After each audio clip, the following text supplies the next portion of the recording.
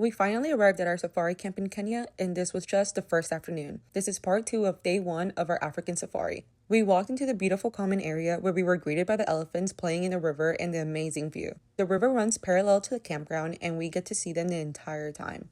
This area is where all the guests have their meals along with tea time and just like a general gathering area before your game drives. It was honestly a really pretty space. I checked out the bathrooms they had for us to use in the dining area, and they were just a tent.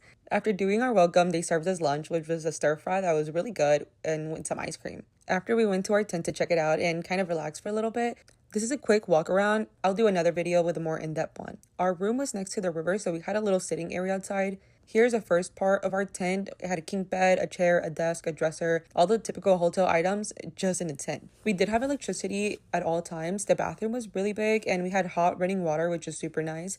The weather was really nice, and it never got too hot, but if it did get a little muggy, we hung out outside for a little bit. After about an hour of relaxing, it was time for us to go to our afternoon game drive. Look how cool the trucks here are. On the way to the camp, our guide had already asked us exactly the kind of things we wanted to see the most on our drives, so he got right to work on this one. Lions were at the top of our list, so he had already communicated with the other guys to see where they were spotted earlier. One animal I wasn't expecting to see in such great quantities were the zebras. These guys were literally everywhere. We also saw a lot of giraffes, which I love. Here's our first lion spotting. We also saw a rhino, which is what Old Paget is known for. Our guide had some white wine for us to enjoy during the sunset, which was such a nice touch. And this is what we came for. Look how close we are to these male lions. Since we're in the wild, there's zero barrier between them and us, so we had to be super quiet the entire time.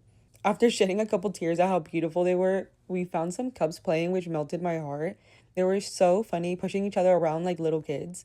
Close by were the moms watching us, watching them. Then they came by to check the truck, and my heart dropped. They were so close. After all of that excitement, we came back to the camp to a great dinner where we met some of the other guests and just kind of chit-chatted about our day.